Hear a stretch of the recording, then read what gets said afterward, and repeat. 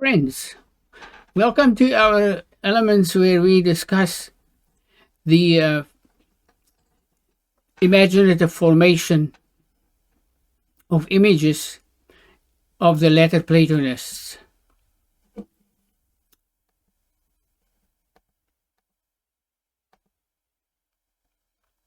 In this video, we're introducing PCOG, a new paradigm.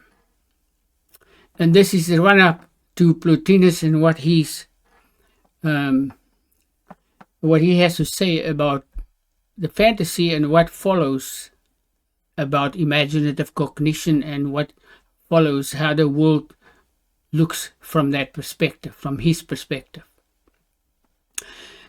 To achieve this, to introduce this, I prepared a short video that will enable us to perhaps have a clearer understanding of the whole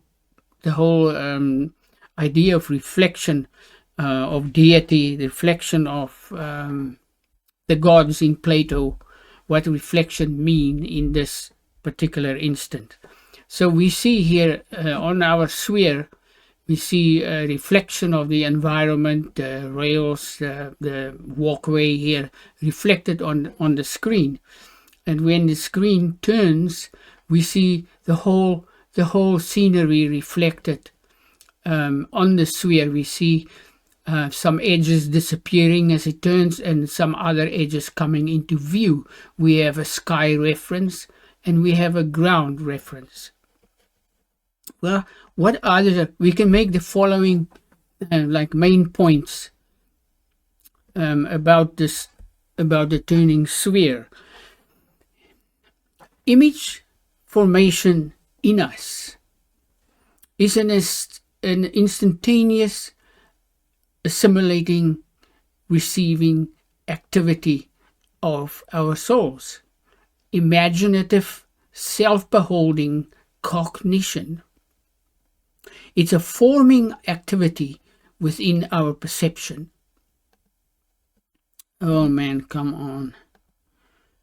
I was looking for that. A forming activity with our perception. Since there is the participation of our imaginative cognition within a greater and transcendent wholeness of form, we see an at once formation of images as reflected by the sphere. In these images, there is no computation. It's not the brain alone that's perceiving. There is a whole unity, an interforming unity in our imaginative cognition. Since our imaginative cognition is assimilating and receiving and interforming. On this basis, there is an interformation of form from external sensitivity and internal intellectual activity. And it happens at once in us from both the activities of our senses, the activity of our eyes and ears,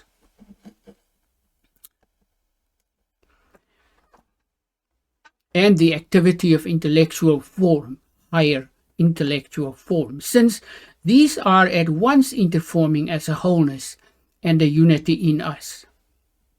All images within the whole world are interconnected and participating within a greater intellect and a wholeness.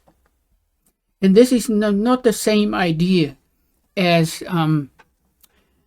the images, the idea of projection on a screen or on a dashboard, or that the thing I have in my mind is a creation of my brain. It's a projection from my brain. It's not. This is an interformation who possesses its summit in a higher dimensional form.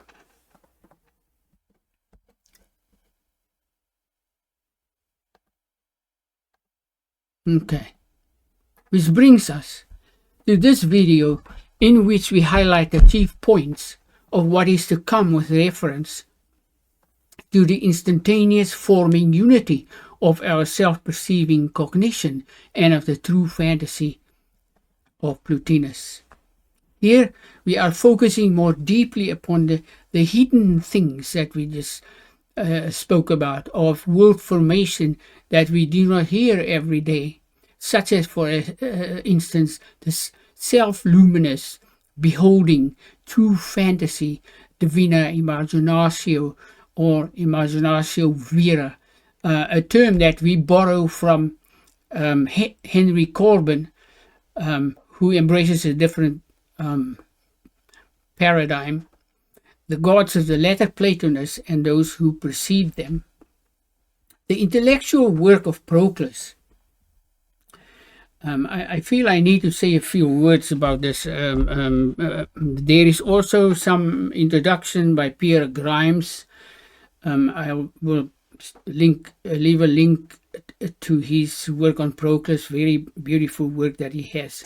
But this man, his work, the sage, his work is the last of this type of work in the period up to 600 AD, a very volatile period in early Christianity, in early times. There were a lot of things that needed to be sorted out. It looks, I make it look kind of funny, but it really was. There were a lot of conflicts that perhaps haven't been resolved. People got killed. Others got elevated to thrones. But the point is, his work is an intellectual edifice that captures in his time around 1,000 years, maybe 800 years of philosophy prior to him, of theology prior to him.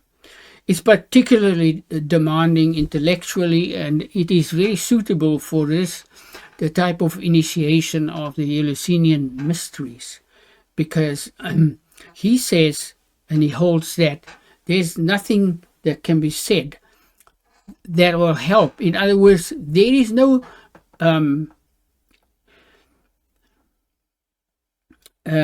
logical analysis, deduction or induction even, that could help the philosopher or the contemplator with this initiation and the interformation, the internal alchemy of formation. In the next few videos, we'll see how Proclus indicates to us that immaterial or incorporeal self-beholding resonant form both proceed and is invariant. We've met this already in video 9 with reference to material changes and what would follow from this. We investigate the relevance of these ancient ideas of participation, transcendence and world formation, reflection, interforming cognition of the gods. Free inquiry is the light of upliftment and of becoming. And in this image that we have here with the boat on the waters is reminds me of the image of Homer with his boat floating on the soul, depicting the vehicle of the soul on the stormy seas of sense, which is an analogy to us and the light we ascend to from without the cave. The light of Helios is the analogy in this picture, in this image. The rejuvenating psychical waters of inquiry and its light must be guarded as irreplaceable and necessary for all evolution and involution of the world. There isn't only one evolution, there is dynamics that some of which we've denied, that we ought to have a look and bring into this necessary dialogue, which we are doing with our new paradigm, phi-cog. Which brings us to new waters tapped from ancient well springs, reflection and phi-cog, as we introduced with our short video. Imaginative cognition, or phi-cog. In our previous video on the vehicles of the soul, we used the term I-cog. This is a greater term that includes that we are about to explain. Where phi, true fantasy, ph, where I'm explaining how I compose it, and divina imaginatio vera of Corbin, which has a different meaning as compared to this, which we will come to, but I use the ph and the I. Phi. Where our own imaginative, self-beholding imaginative cognition brings forth instantaneous, direct and accurate imaginative image formation, a cognitive, assimilative, receiving activity forming at once within all perceivers. And where phi-cog indicate a living infinity of imaginative self-motion and reflection of supercosmic, subtle, immaterial, intelligent forms and the incosmic world. Where phi-cog indicate a living, ever-forming, superluminal, abundant, resonant, imaginative theophany of the gods, reflection and participation, which is hidden from our self-perspective. Orpheus, in the translations of Thomas Taylor on Orpheus, his beautiful translations, which is written specifically for English speakers like me, says he.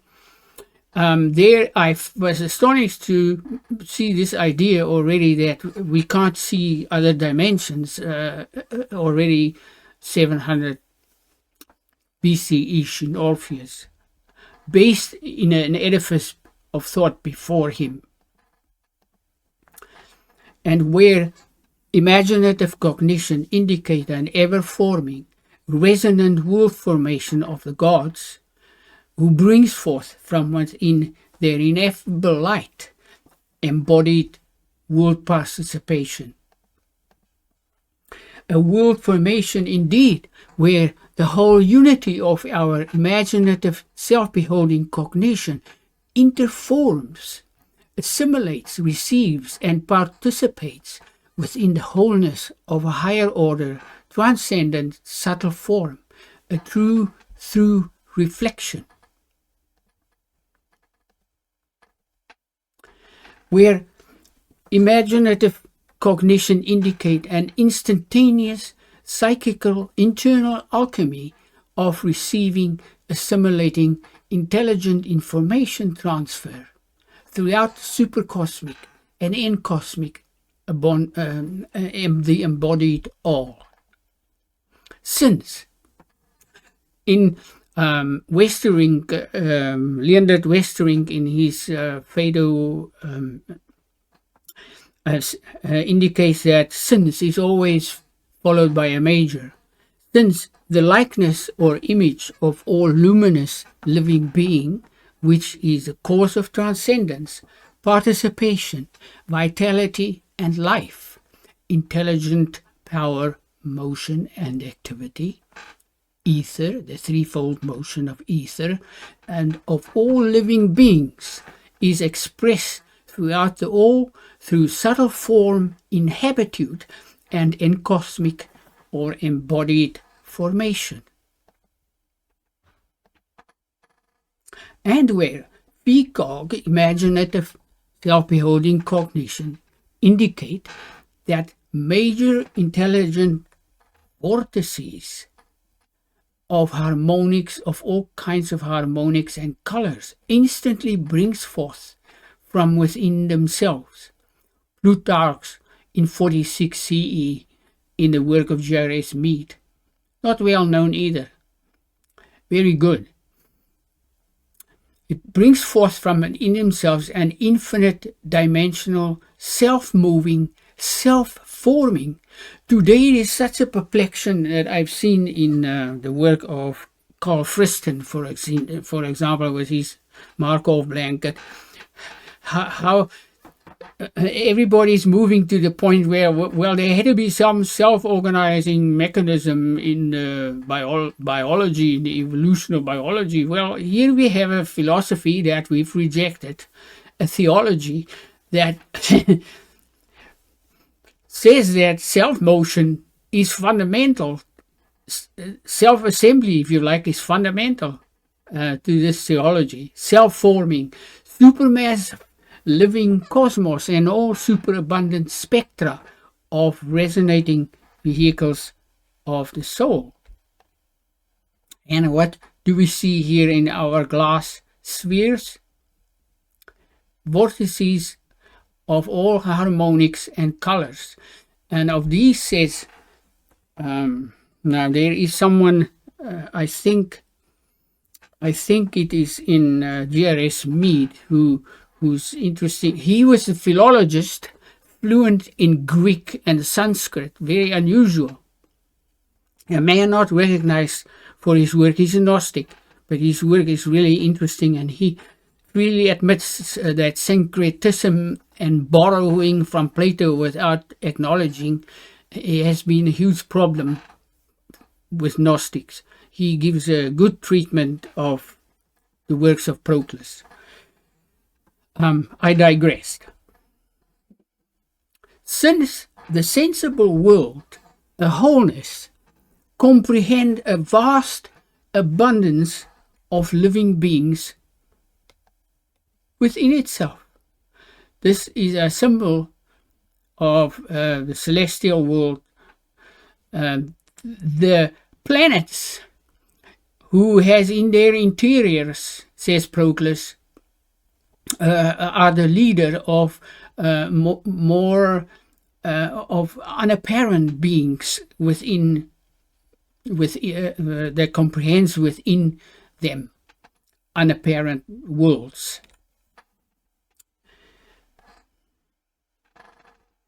Where our imaginative cognition, ours, human, is the most extreme external progression of all subtle vehicles of forms, and is interconnected, nested within the immaterial creative intelligence of all superlative luminosity of living being, whose superluminous, intelligent light sphere is touching.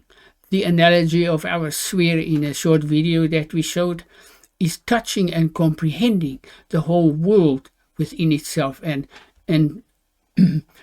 video 10b, we have a more detailed discussion revolving around how being, the luminosity, the brilliance of being, touching on all sides, the whole of the world, holding, comprehending the world within its sphere of light, where invariant, resonant, subtle forms self-govern, autonomos, nomos law, and precede all material variation over time.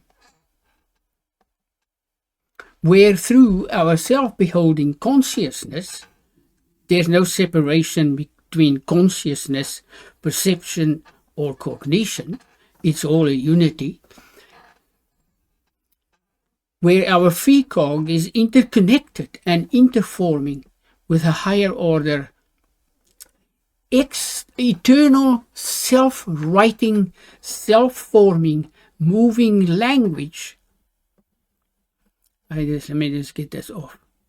Whose abundant reflections are infinite, unknown, and hid, and there I go again, and hidden from our perceiving psychical resonance.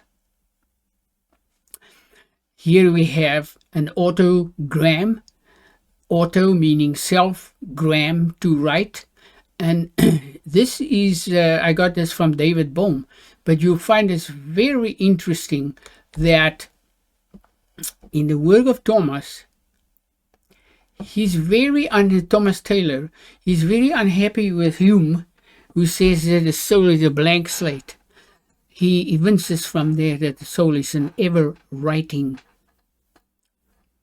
being, self-writing, self-forming. This resonant, ever-resonant, hologram-like, imaginative forming language is reflected everywhere within its comprehending, supercosmic and mundane wholeness. And David Bohm again, Greek, holo means whole or wholeness, and gram to write. Divina imaginatio in infinite potentia brings forth preceding form and creative intelligence at once in every moment. Here is the thing, though, that we may draw this subtlety of the latter Platonists and more ancient sages together for future inquiry. Our self-beholding, imaginative cognition is distinctly different from and stands alone on its own.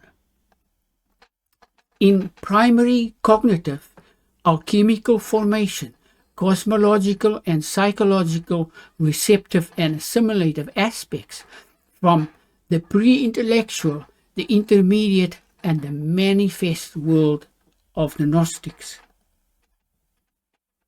Here, there is no creatio ex nihilo, and there is no intermediate world, and the pleroma to which Zeus leads the gods is not the sensible heaven.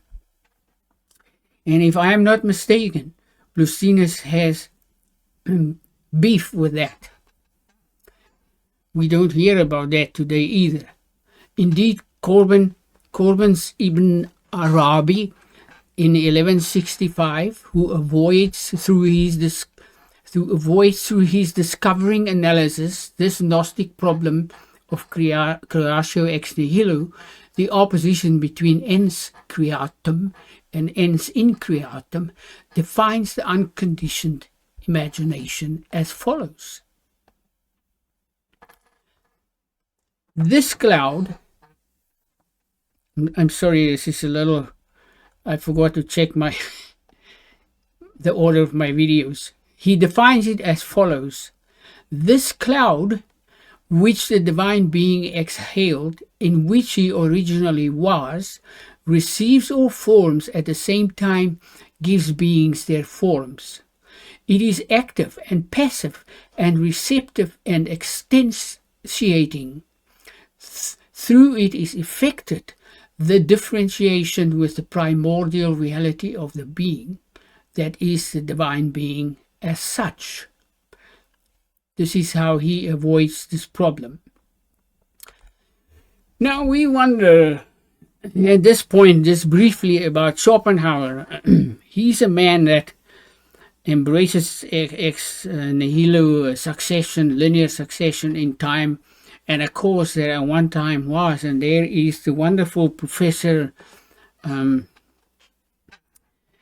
Kastrup, who now posits, and he evolves Schopenhauer theory. He posits that there is a mind from which, universal mind, from which we are dissociated. Maybe this is one of these ways of overcoming the problem of out of nothing. I think Jung tries to overcome it by saying it means fullness. Nothingness means really fullness. I don't know. It doesn't make sense to me, but I don't know enough about that. But a note for continuity. Ibn Arabi, this is connected to our previous videos. He is an Indian Iranian mystic, Shiite mystic, is placed at approximately the same time as Robert of Lincoln, who uses a material light point, attempting to avoid the same issue with ex nihilo borrowing from Plotinus. In David Lindeman's his work on optics and the history of optics, he observes that our Robert of Lincoln omits the light point, the light sphere of Plotinus, mentioned in our previous slides, who precedes Kepler and Descartes in our previous videos, who follow the Gnostic theology of the Areopagite taken from Proclus, Saint Erigena, Saint Aquinas, and modern Neoplatonism of Verweke and Jonathan Pageau. That was a mouthful, but it gives us the context of what's to come. The entire imagination, says Ibn Arabi, is tied up with mystic encounter and the intermediate world. The place of this mystical encounter is not outside the creator-creature totality, but is the area within it which corresponds specifically to the active imagination. In the manner of a bridge joining the two banks of a river, the pre-intellectual, the unconscious, and unconditioned, and the manifest. The mystical crossing itself is essentially an interpretation of symbols, a method of understanding which transmutes sensory data and rational concepts into symbols by making them effect this internal crossing. Returning to our presentation on self-beholding imaginative cognition, it indicates a theologia mystica and a theology of deity, the gods, that is reflected, self-forming participation of forms, and a supercosmic and embodied world formation. Where indeed, from on high, the first feminine and alone infinite power of true fantasia brings forth from within herself the vital participation of the transcendent luminosity and the immaterial light of true living being, who comprehends a beautiful, intelligent, all-luminous theophany and of more ancient time, from which many borrow, and some misrepresent, some deny, and others reject. Our self-beholding imaginative cognition indicate a pre-Copernican, pre-Cartesian, a pre-Galilean viewer, psychological invariance of form with reference to material changes. Might the supercosmic opposing theophany with most ancient roots be the reason for its rejection? In this short video and in our other video on the immaterial summit of Aeon, where we indicate that the Aeon of Proclus is super essential and way above the sensible world. In this and that video, we can clearly see the difference between these philosophies, between these theologies, and the consequences of their embracement. The consequences of Proclus and Plotinus and the latter Platonists, specifically as it pertains to our self-beholding imaginative cognition, is explored in this series. I don't see myself as a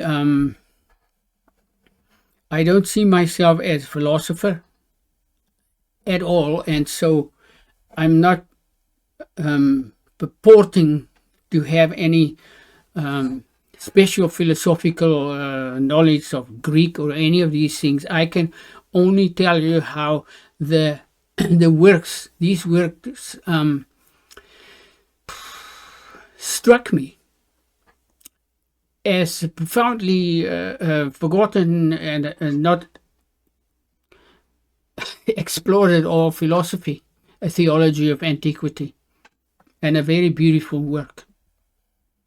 Edward Butler, in his Way of the Gods, indicate that many of these ancient cosmogonies on the subject of rejection and making of this or that is primitive and that's not, indicate that many of these ancient cosmogonies and their theophanies existed in parallel with each other.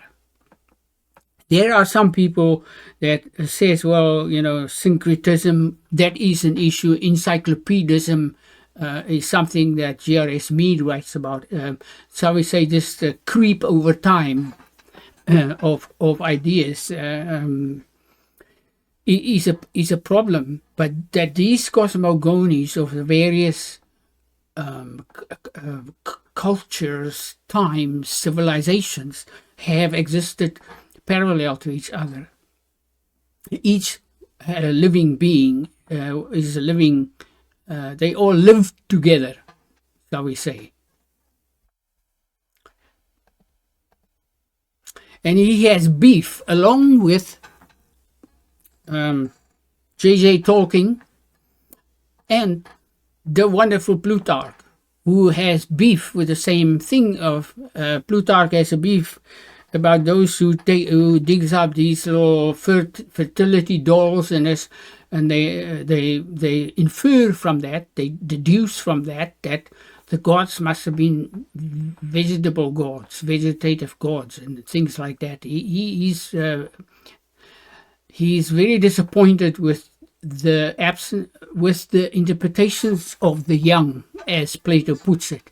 The youngsters who don't understand and who don't learn the depths of his mythos or of his Theologia Mystica. So we have to be careful with the unevolved and the primitive. So this vision of our new paradigm, self-beholding, imaginative cognition, is deeply drawn from ancient well springs and is an inevitable unfoldment of the conjunction of internal alchemy, forming alchemy and the interformation of worlds. Our next video is part 11a, and this is going to be introducing the mirror of Proclus, which we also find in his commentary on the Parmenides, the third problem. And we'll see how he uses the mirror to explain the meaning of form. Thank you for watching our videos. We appreciate that. A special thank you for subscribing and for leaving commentaries. We appreciate that.